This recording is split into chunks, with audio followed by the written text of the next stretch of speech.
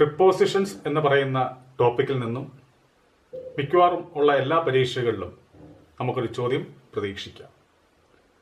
അതുകൊണ്ട് തന്നെ ഇന്ന് ഈ ക്ലാസ്സിൽ മുൻകാല PSC പരീക്ഷകളിൽ ചോദിച്ച പ്രിപ്പോസിഷൻസ് എന്ന് പറയുന്ന ഭാഗത്തിലെ ക്വസ്റ്റ്യൻസ് ആണ് നമ്മളിവിടെ വിശകലനം ചെയ്യാൻ പോകുന്നത്.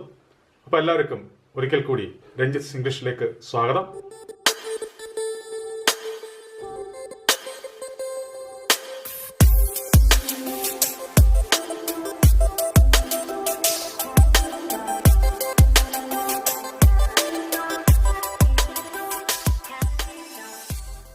നമുക്ക് ആദ്യത്തെ ക്വസ്റ്റ്യൻ നോക്കുക. The cow is grazing dash the farm. ഇത് 2014 VO പരീക്ഷയ്ക്ക് ചോദിച്ചതാണ്. വില്ലേജ് എക്സ്റ്റൻഷൻ ഓഫീസർ പരീക്ഷയിൽ ചോദിച്ച ചോദ്യമാണിത്. The cow is grazing dash the farm. അവിടെ ഓപ്ഷൻസ് കൊടുത്തിട്ടുണ്ട്. ഏതൊക്കെയാണ്? ഓൺ, ഇൻ, അറ്റ്, ഓഫ് എന്നിങ്ങനെ ഓപ്ഷൻസ് കൊടുത്തിട്ടുണ്ട്. അപ്പോൾ ഇവിടെ എന്തായിരിക്കും വരിക? ഇവിടെ നമുക്ക് കൺഫ്യൂഷൻ ആവുക ഓൺ ആണോ ഇൻ ആണോ എന്നുള്ളതായിരിക്കും. ഇൻ ദ ഫാം എന്നാണോ അതോ ഓൺ ദ ഫാം എന്നാണോ? നമ്മൾ മനസ്സിലാക്കേണ്ട കാര്യം, ഒരു എൻക്ലോഷർ ഉള്ള ഒരു ഏരിയയ്ക്ക് പറയുമ്പോൾ നമ്മൾ ഇൻ എന്ന് പറയണം. ഉള്ളിൽ നടത്തൽ, അതായത് ചുറ്റിനും ബൗണ്ടറി ഒക്കെ ഉണ്ട്, ഒരു എൻക്ലോഷറാണ്. അപ്പോൾ അങ്ങനെയുള്ള സ്ഥലത്തെ സൂചിപ്പിക്കാൻ നമുക്ക് എന്ത് ഉപയോഗിക്കാം? ഇൻ ഉപയോഗിക്കാം. പക്ഷേ ഇവിടെ ഫാം എന്ന് പറയുമ്പോൾ അങ്ങനെ ആയിരിക്കണമെന്നില്ല. അല്ലേ? അത് തുറസായ സ്ഥലമാണ് ഫാം എന്നൊക്കെ പറയുമ്പോൾ. അപ്പോൾ അങ്ങനെയുള്ള സാഹചര്യത്തിൽ നമ്മൾ എന്ത് ഉപയോഗിക്കാവൂ? ഓൺ ആണ് ഉപയോഗിക്കേണ്ടത്. അല്ലെങ്കിൽ ഫാമിന്റെ തൊട്ട് മുമ്പിൽ നമ്മൾ ഉപയോഗിക്കേണ്ട പ്രപ്പോസിഷൻ എപ്പോഴും എന്തായിരിക്കണം? ഓൺ ആയിരിക്കണം. അങ്ങനെ ആകുമ്പോൾ ഇവിടെ ആൻസർ എന്തായിരിക്കും? The cow is grazing on the farm എന്നായിരിക്കും ശരിയായ ആൻസർ. ഇത് വില്ലേജ് എക്സ്റ്റൻഷൻ ഓഫീസർ 2014 ചോദിച്ച ഒരു ചോദ്യമാണ്. ഇനി നമുക്ക് രണ്ടാമത്തെ ക്വസ്റ്റ്യൻ നോക്കാം. He pointed dash the tree. ഇതും 2014 വില്ലേജ് എക്സ്റ്റൻഷൻ ഓഫീസർ പരീക്ഷയിൽ ചോദിച്ച ഒരു ചോദ്യമാണ്. എന്താണ്? He pointed dash the tree. അവിടെ ഓപ്ഷൻസ് കൊടുത്തിട്ടുണ്ട്. ഇൻ എന്ന് കൊടുത്തിട്ടുണ്ട്, ഓൺ എന്ന് കൊടുത്തിട്ടുണ്ട്, അറ്റ് എന്ന് കൊടുത്തിട്ടുണ്ട്, അപ്പ് എന്ന് കൊടുത്തിട്ടുണ്ട്. നമ്മൾ മനസ്സിലാക്കേണ്ട കാര്യം, പോയിന്റ് എന്ന് പറയുന്ന വെർബിനോട് കൂടി നമുക്ക് രണ്ട് പ്രിപ്പോസിഷൻസ് ഉപയോഗിക്കാം. ഏതൊക്കെയാണ്? അറ്റും ഉപയോഗിക്കാം, ടൂവും ഉപയോഗിക്കാം. അറ്റ് നമ്മൾ എപ്പോഴായിരിക്കും ഉപയോഗിക്കുക? ഏതെങ്കിലും ഒരു സ്ഥലത്തെ നമ്മൾ ചൂണ്ടിക്കാണിക്കുമ്പോൾ നമുക്ക്, അല്ലെങ്കിൽ ഒരു പർട്ടിക്കുലർ ആയിട്ടുള്ള പ്ലേസ്, സ്ഥലത്തെ സൂചിപ്പിക്കാൻ നമുക്ക് എന്ത് ഉപയോഗിക്കാം? അറ്റ് ഉപയോഗിക്കാം. ഈ പോയിന്റ് 2 എന്ന് പറയുമ്പോൾ എന്തായിരിക്കും? അത് ഒരു സജഷനെ സൂചിപ്പിക്കണം എന്ന് പറയാം. എന്നാൽ ഒരു സ്ഥലത്തേക്ക് നമ്മൾ ചൂണ്ടിക്കാണിക്കുന്നു എന്ന അർത്ഥത്തിൽ പറയാൻ വേണ്ടി നമുക്ക് എന്ത് ഉപയോഗിക്കാം? അല്ലെങ്കിൽ ഒരു സ്ഥലത്തിൽ എന്തിനെങ്കിലും നമ്മൾ ചൂണ്ടിക്കാണിക്കുന്ന ആ രീതിയിൽ നമുക്ക് എന്ത് പറയാം? പോയിന്റ് അറ്റ് എന്ന് പറയാം. ഇവിടെ എന്താ ഉദ്ദേശിക്കുന്നത്? He pointed dash the tree. അതായത് അവൻ ആ മരത്തിലേക്ക് ചൂണ്ടിക്കാണിച്ചു എന്നാണ് ഉദ്ദേശിക്കുന്നത്. അപ്പോൾ അങ്ങനെ ആവുമ്പോൾ ട്രീ എന്ന് പറയുമ്പോൾ എന്താണ്? ഒരു പർട്ടിക്കുലർ പ്ലേസ് ആണ് അവിടെ. ആ ഒരു സ്ഥലത്തേക്ക് നടത്തുന്നത്.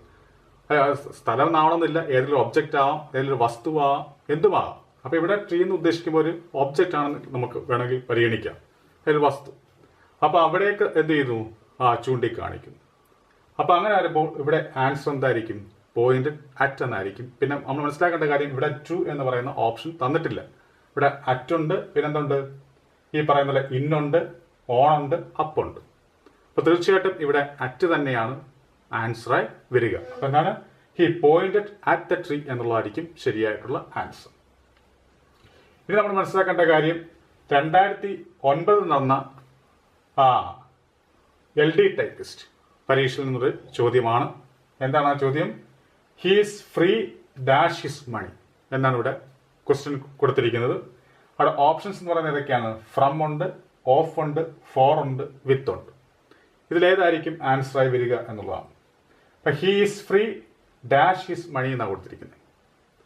അപ്പൊ ഇവിടെ എന്താ ഉദ്ദേശിക്കുന്നത്? He's free with his money. അതായത് അവന് പൈസയുണ്ട്, അതിനാൽ അവൻ സ്വതന്ത്രനാണ് നടത്തുന്നത് ആണ് വരേണ്ടത്. അപ്പൊ ഹീസ് ഫ്രീ വിത്ത് മണി. അപ്പൊ വിത്ത് ആണ് അവിടുത്തെ കറക്റ്റ് ആൻസർ. അപ്പോൾ നമ്മൾ നോക്കുക, LDC പരീക്ഷയിൽ ചോദിച്ച ചോദ്യമാണ്. അതായത് 2003 കോട്ടയം ജില്ലയിൽ ചോദിച്ച LDC പരീക്ഷയുടെ ഒരു ചോദ്യമാണ് ഞാൻ ഇവിടെ പറയാൻ പോകുന്നത്. നോക്കുക, Sam is very clever dash cooking. ഇവിടെ ഓപ്ഷൻസ് കൊടുത്തിട്ടുണ്ട്. ഏതൊക്കെ? ഇന്നെന്ന് കൊടുത്തിട്ടുണ്ട്, അറ്റെന്ന് കൊടുത്തിട്ടുണ്ട്, വിത്ത് എന്ന് കൊടുത്തിട്ടുണ്ട്, ഓൺ എന്ന് കൊടുത്തിട്ടുണ്ട്. ഇവിടെ നമ്മൾ മനസ്സിലാക്കേണ്ട കാര്യം, സാം എന്ന് പറയുന്ന വ്യക്തിയുടെ ഒരു കഴിവിനെ സൂചിപ്പിക്കാൻ വേണ്ടിയാണ്. അവൻ്റെ കഴിവിനേക്കാൾ ഉപരി അവൻ്റെ ക്വാളിറ്റി, അവൻ്റെ ഒരു മേന്മയെ പറയുകയാണ്, ഒരു പ്രവൃത്തിയിലുള്ള മേന്മ. അതാണ് എന്ത് ക്ലവർ എന്നുകൊണ്ട് ഉദ്ദേശിക്കുന്നത്, ബുദ്ധിമാൻ എന്നർത്ഥത്തിൽ. അപ്പം അങ്ങനെ വരുമ്പോൾ തുടർന്ന് വരേണ്ട പ്രിപ്പോസിഷൻ എപ്പോഴും എന്തായിരിക്കണം? അറ്റ് ആയിരിക്കണം. കാരണം അതിനുശേഷം നമ്മൾ പ്രവൃത്തി പറയണം. ഇപ്പൊ കുക്കി എന്ന് പറയുമ്പോൾ എന്താണ്?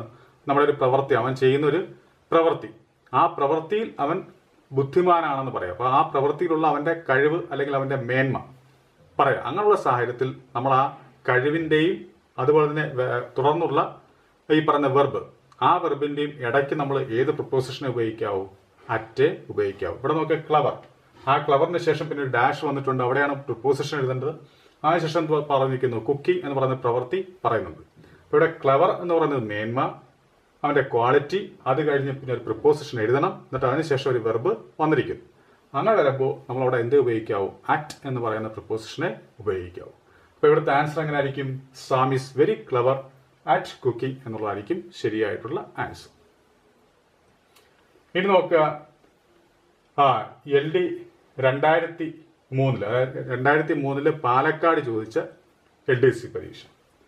അതാണ് ഇവിടെ കൊടുത്തിരിക്കുന്നത്. He wrote the letter dash red ink എന്ന് കൊടുത്തിട്ടുണ്ട്. അപ്പോൾ ഓപ്ഷൻസ് കൊടുത്തിട്ടുണ്ട്. അതൊക്കെ ഇൻ എന്ന് കൊടുത്തിട്ടുണ്ട്, വിത്ത് എന്ന് കൊടുത്തിട്ടുണ്ട്, അണ്ടർ എന്ന് കൊടുത്തിട്ടുണ്ട്, എബൌട്ട് എന്ന് കൊടുത്തിട്ടുണ്ട്. അവിടെ എന്തായിരിക്കും പ്രിപ്പോസിഷനായി വരിക? ഇൻ ആയിരിക്കും. എന്തായിരിക്കും? ഇൻ. അപ്പൊ എന്താണ് answer? He wrote the letter in red ink. അപ്പൊ അങ്ങനെ ചുമന്ന മഷിയിൽ എഴുതിയെന്നാണ് ഉദ്ദേശിക്കുന്നത്. അപ്പൊ അവിടെ ഇൽ എന്ന അർത്ഥം വരണമെങ്കിൽ നമ്മളവിടെ ഏത് പ്രിപ്പോസിഷനാണ് ഉപയോഗിക്കേണ്ടത്? ഇൻ എന്ന് പറയുന്ന പ്രിപ്പോസിഷൻ ആയിരിക്കണം ഉപയോഗിക്കേണ്ടത്. അപ്പോൾ അവിടുത്തെ ആൻസർ എങ്ങനെ ആയിരിക്കും? He wrote the letter dash red ink എന്നുള്ള ക്വസ്റ്റ്യനിൽ he wrote the letter in red ink എന്നായിരിക്കും കറക്റ്റ് ആൻസർ. ഇത് LDC 2003 പാലക്കാട് ജില്ലയിൽ ചോദിച്ച ചോദ്യമാണ്. ഇനി നമുക്ക് അടുത്ത ക്വസ്റ്റ്യൻ നോക്കാം. എന്താണ്? You should abstain dash violence. എന്താന്ന് പറഞ്ഞാൽ 2003 LDC പരീക്ഷ ഇടുക്കി ജില്ലയിൽ ചോദിച്ച ഒരു ചോദ്യമാണ്. അപ്പോൾ നോക്കാം, U should abstain dash violence. അവിടെ എന്താണ് ഓപ്ഷൻസ് കൊടുത്തിരിക്കുന്നത്? ഓഫ് എന്ന് കൊടുത്തിട്ടുണ്ട്, ഫ്രം എന്ന് കൊടുത്തിട്ടുണ്ട്, അറ്റ് എന്ന് കൊടുത്തിട്ടുണ്ട്, ടു എന്ന് കൊടുത്തിട്ടുണ്ട്. ഇവിടെ നമ്മൾ മനസ്സിലാക്കേണ്ട കാര്യം, ആ പ്രിപ്പോസിഷൻ എഴുതേണ്ട ഭാഗത്തിന് തൊട്ടു മുമ്പ് വന്നിരിക്കുന്ന വാക്കിനെ ആശ്രയിച്ചാണ് ഇവിടെ പ്രിപ്പോസിഷൻ എഴുതേണ്ടത്. അങ്ങനെ ചില പ്രിപ്പോസിഷൻസ് ഉണ്ട്. അതായത് ഒരു പ്രിപ്പോസിഷൻ എഴുതേണ്ട ഭാഗത്തിന് തൊട്ടു മുമ്പ് വരുന്ന വാക്കിനെ ആശ്രയിച്ച് നമ്മൾ പ്രിപ്പോസിഷൻ എഴുതേണ്ട സാഹചര്യം ഉണ്ടാവും. ഇവിടെ അബ്സ്റ്റെയിൻ എന്ന് പറയുന്ന വാക്ക് വന്നിരിക്കുന്നു. അതേപോലെ അഫ്രൈഡ്, അപ്രൂവ്, അല്ലെ, ഇങ്ങനെയൊക്കെയുള്ള വാക്കുകൾ. അപ്പൊ പിന്നെ ഈ പറയുന്ന പോലെ ഡിപ്രൈവ്ഡ്, അല്ലെ, അഫ്രൈഡിന്റെ കൂടെ നമ്മൾ എഴുതേണ്ട പ്രിപ്പോസിഷൻ ഏതായിരിക്കണം? ഓഫ് ആയിരിക്കണം. ഡിപ്രൈവ്ഡിന്റെ കൂടെ നമ്മൾ എഴുതേണ്ട പ്രിപ്പോസിഷൻ ഏതായിരിക്കണം? ഓഫ് ആയിരിക്കണം. അപ്പൊ അങ്ങനെ ചില ചില വാക്കുകൾക്ക് അനുസൃതമായിട്ട് നമുക്ക് പ്രിപ്പോസിഷൻ എഴുതേണ്ട സാഹചര്യം വരും. അങ്ങനെ അത്തരത്തിലൊരു ചോദ്യമാണ് ഇവിടെ വന്നിരിക്കുന്നത്. അബ്സ്റ്റെയിൻ എന്ന് പറയുന്ന വാക്ക്. അബ്സ്റ്റെയിൻ എന്ന് പറയുന്ന വാക്കിന് ശേഷം നമ്മൾ എഴുതേണ്ട പ്രിപ്പോസിഷൻ എപ്പോഴും ഏതായിരിക്കണം? ഫ്രം ആയിരിക്കണം. എന്തായിരിക്കണം? ഫ്രം. അപ്പൊ അബ്സ്റ്റെയിൻ ഫ്രം എന്നേ പറയത്തുള്ളൂ. അത് നമ്മൾ വായിച്ച് പറഞ്ഞ് ശീലിക്കുക. Abstain from. അതുപോലെ ഡിപ്രൈവ്ഡ് ഓഫ്, അഫ്രൈവ്ഡ് ഓഫ്, അല്ലെ, അന്ന തരത്തിൽ നമ്മൾ അത് മനപ്പാടം മനസ്സിൽ വായിച്ച് പറഞ്ഞ് നമ്മൾ പഠിക്കണം. അപ്പൊ അതേപോലെ അബ്സ്റ്റെയിൻ, അബ്സ്റ്റെയിൻ എന്ന് പറയുന്ന വാക്കിന്റെ കൂടെ വരേണ്ട പ്രിപ്പോസിഷൻ എപ്പോഴും ഏതായിരിക്കണം? ഫ്രം ആയിരിക്കണം. അപ്പൊ അബ്സ്റ്റെയിൻ ഫ്രം. അപ്പം you should abstain from violence എന്നുള്ളതാണ് ഇവിടുത്തെ ശരിയായിട്ടുള്ള ആൻസർ. ഇനി അടുത്ത ചോദ്യം ഏതാണ്? Ram's father did not consent dash her marriage to a shopkeeper എന്നാണ് ഇവിടെ ചോദ്യം വന്നിരിക്കുന്നത്. അവിടെ ഓപ്ഷൻസ് കൊടുത്തിട്ടുണ്ട്. ഏതൊക്കെയാ? ഫോർ എന്ന് കൊടുത്തിട്ടുണ്ട്, വിത്ത് എന്ന് കൊടുത്തിട്ടുണ്ട്, ഇൻ എന്ന് കൊടുത്തിട്ടുണ്ട്, ടു എന്ന് കൊടുത്തിട്ടുണ്ട്. ഇതും നമ്മൾ മുമ്പേ പറഞ്ഞതുപോലെ പ്രിപ്പോസിഷൻ എഴുതേണ്ട ഭാഗത്തിന് തൊട്ടു മുമ്പുള്ള വാക്കിനെ ആശ്രയിച്ചു കൊണ്ടുള്ള എഴുതേണ്ട തരത്തിലുള്ള അത്തരത്തിലൊരു ചോദ്യമാണ് ഇവിടെ ചോദിച്ചിരിക്കുന്നത്. ഇവിടെ പ്രിപ്പോസിഷൻ എഴുതേണ്ട ഭാഗത്തിന് തൊട്ടു മുമ്പ് വന്നിരിക്കുന്ന വാക്ക് ഏതാണ്? കൺസെന്റ് ആണ്. അപ്പൊ കൺസെന്റ് എന്ന് പറയുന്ന വാക്കിനോടുകൂടി നമ്മൾ എഴുതേണ്ട പ്രിപ്പോസിഷൻ എപ്പോഴും എന്തായിരിക്കണം? ടു ആയിരിക്കണം. എന്താണ്? ടു. അപ്പൊ കൺസെന്റ് ടു എന്നാണ് നമ്മൾ പറയേണ്ടത്. അപ്പൊ അങ്ങനെ നോക്കുക. അങ്ങനെ വരുമ്പോൾ ഇവിടുത്തെ ആൻസർ എന്തായിരിക്കും? Ram's father did not consent to her marriage എന്നാണ് ശരിയായിട്ടുള്ള answer. To a shopkeeper. അപ്പം കൺസെന്റ് എന്ന് പറയുന്ന വാക്കിനോട് കൂടി ചേരേണ്ട പ്രിപ്പോസിഷൻ എപ്പോഴും എന്തായിരിക്കണം? ടു ആയിരിക്കും. അപ്പൊ കൺസെന്റ് ടു. എന്ന് നമ്മൾ മനസ്സിലാക്കി പഠിക്കുക. അപ്പോൾ Ram's father did not consent to her marriage to a shopkeeper എന്നുള്ളതാണ് ശരിയായിട്ടുള്ള answer. The teacher was annoyed dash the peoples for talking loudly. ഇതാണ് ക്വസ്റ്റ്യൻ. അതാണ് question. The teacher was annoyed dash the peoples for talking loudly.